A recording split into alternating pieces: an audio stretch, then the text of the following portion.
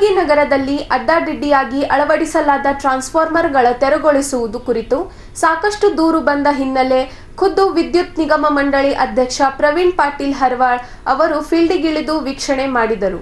ನಗರದ ಕೇಂದ್ರ ಬಸ್ ನಿಲ್ದಾಣದ ಬಳಿ ಬ್ರಹ್ಮಪುರಕ್ಕೆ ಸಂಪರ್ಕ ಕಲ್ಪಿಸುವ ರಸ್ತೆಯಲ್ಲಿ ಹಾಗೂ ಸೂಪರ್ ಮಾರ್ಕೆಟ್ನಲ್ಲಿ ಅಡ್ಡಾದಿಡ್ಡಿಯಾಗಿ ಅಳವಡಿಸಲಾಗಿದ್ದ ಟ್ರಾನ್ಸ್ಫಾರ್ಮರ್ಗಳ ತೆರವುಗೊಳಿಸಿ ಬೇರೆ ಶಿಫ್ಟ್ ಮಾಡುವಂತೆ ಅಧಿಕಾರಿಗಳಿಗೆ ಸೂಚಿಸಿದರು.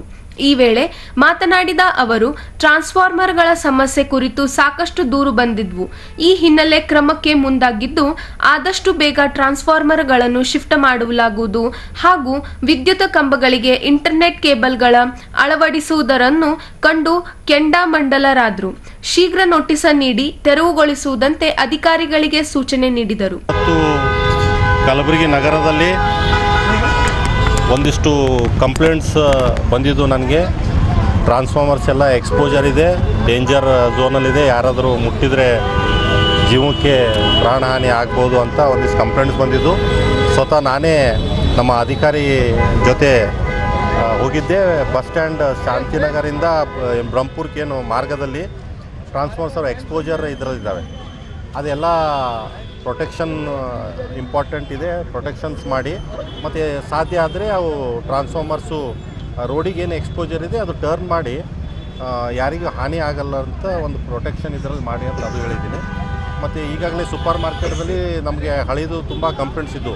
ಯಾವುದೇ ಒಂದು ಗಣೇಶ ಪ್ರೊಸೆಷನ್ ಬಂದರೆ, ಯಾವುದೇ ಒಂದು ಮೆರವಣಿಗೆ ಬಂದರೆ ಅವು ಸ್ವಲ್ಪ ವೈರ್ಸ್ ತಳಗಡೆ ಇದ್ದಿಂದ ಪ್ರಾಬ್ಲಮ್ಸ್ ಆಗ್ತಾಯಿತ್ತು.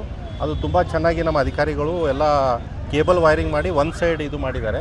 ಈಗ ಯಾವುದೇ ರೀತಿ ಯಾವುದೋ ಪ್ರಾಬ್ಲಮ್ಸು ಆಗಲ್ಲ ಮತ್ತು ಕ್ವಾಲಿಟಿ ಆಫ್ ಪವರ್ ಸಪ್ಲೈ ಕೂಡ ಆಗ್ತಾಯಿದೆ. ನಾನು ಹೀಗೆ ಒಂದು ದುಕಾನ್ದವ್ರಿಗೆ ಮಾತಾಡಿದೆ, ಶಾಪ್ ಓನರ್ಸಿಗೆ.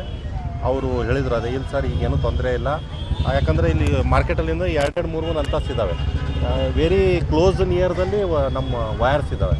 ಸ್ವಲ್ಪ ಯಾರೇ ಮುಟ್ಟಿದ್ರು ಏನೂ ಆಗಲಾರ್ದಂಗೆ ಒಳ್ಳೆಯ ರೀತಿ ನಮ್ಮ ಅಧಿಕಾರಿಗಳು ಮಾಡಿದ್ದಾರೆ.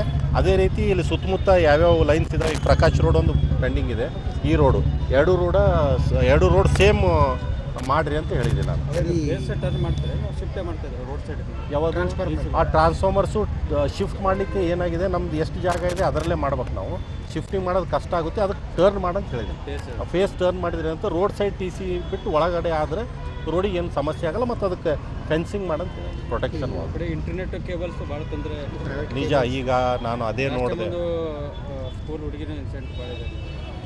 ಕರೆಕ್ಟ್, ನೀವು ನಿಜ. ಅದು ಯಾರ್ದೋ ತಪ್ಪಿಂದ ಜೆಸ್ಕಾಮ್ಗೆ ಒಂದು ಬ್ಲೇಮ್ ಆಗಿತ್ತು. ಇವತ್ತು ನಾನು ಅದೇ ನೋಡಿದೆ, ಎಲ್ಲ ಕೇಬಲ್ ವೈರ್ಸ್ಗಳು ಜೆಸ್ಕಾಮ್ ಪೋಲ್ಸಿಗೆ ನೇತು ಹಾಕಿದ್ದಾರೆ. ನಮ್ಮ ವೈರ್ ಕರೆಕ್ಟಾಗಿದೆ, ಅವ್ರ ವೈರ್ಗಳೆಲ್ಲ ಜೋತ್ ಬಿದ್ದಾವ. ಅದಕ್ಕೆ ನಾನು ನಮ್ಮ ಅಧಿಕಾರಿಗಳಿಗೆ ಈಗ ಫಸ್ಟ್ ಹೋಗಿ ನೋಟಿಸ್ ಇಶ್ಯೂ ಮಾಡಂತ ಹೇಳಿದ್ದೆ. ನಾನು ಒಂದು ಡೆಡ್ಲೈನ್ ಕೊಡ್ರಿ ಅವರಿಗೆ, ತಾವು ಅದು ವೈರ್ಗಳೆಲ್ಲ ಸೀದಾ ಮಾಡ್ಕೊಂಡಿಲ್ಲ ಅಂದ್ರೆ ನಾವು ಕಟ್ ಮಾಡ್ತೀವಿ ಅಂತ ಒಂದು ನೋಟಿಸ್ ಇಶ್ಯೂ ಮಾಡಿರಿ ಅಂತ ಹೇಳಿದ್ದೆ. ರೀಸೆಂಟ್ ಆಮೇಲೆ ನೋಟಿಸ್ ಏನೋ ಕೊಟ್ಟಿದ್ರು, ಅವಾಗಲೂ ಏನೋ ಇಲ್ಲ. ಆವಾಗ ಸುಮಾರು ನಾನು ಈಗಾಗಲೇ ಮಾಹಿತಿ ತೊಗೊಂಡೆ. ಅದು ಆದಮೇಲೆ ಫೀಲ್ಡಲ್ಲಿ ಇಳಿದ್ಬಿಟ್ಟು ಎಲ್ಲ ಇವರು ವೈರ್ಗಳು ಕಟ್ ಮಾಡಿದರು. ಆವಾಗ ವರ್ಕ್ ಫ್ರಮ್ ಹೋಮ್ ನಡೆದಿತ್ತು ಅವಾಗ. ಸೊ ನಾವು ಮ್ಯಾಸಿವ್ ಆಗಿ ಎಲ್ಲ ಕಟ್ ಮಾಡಿದಾಗ ಇಂಟರ್ನೆಟ್ ಎಲ್ಲ ಕಡೆ ಕಟ್ ಆಗಿದ್ದರಿಂದ ಇದು ನಡೆದಿತ್ತು. ವರ್ಕ್ ಫ್ರಮ್ ಹೋಮ್ ನಮ್ಮ ಕೋವಿಡ್ ಇತ್ತಂತ ಅವಾಗ ವರ್ಕ್ ಫ್ರಮ್ ಹೋಗ ನಡೆದಿದ್ದು ಅಂಥೇಳಿ ಮತ್ತು ಸ್ಲೋ ಡೌನ್ ಮಾಡಿದ್ರಂತ. ಅಂದರೆ ಕಟ್ ಮಾಡೋದು ಸ್ಲೋ ಮಾಡಿದ್ರಂತ, ಬಿಕಾಸ್ ಆಫ್ ಇದಕ್ಕೆ ತೊಂದರೆ ಆಗಬಾರ್ದು ಅಂತ. ಬಟ್ ಈಗ ನಾನು ಹೇಳಿದ್ದೀನಿ, ಯು ಹ್ಯಾವ್ ಟು ಗಿವ್ ಒಂದು ನೋಟಿಸ್ ಇಶ್ಯೂ ಮಾಡಿರಿ.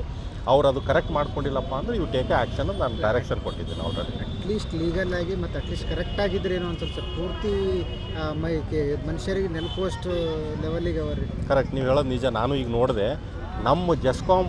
ಈ ಸಂದರ್ಭದಲ್ಲಿ ಜೆಸ್ಕಾಂ ಅಧಿಕಾರಿಗಳು ಹಾಗೂ ಸಿಬ್ಬಂದಿಗಳು ಉಪಸ್ಥಿತರಿದ್ದರು.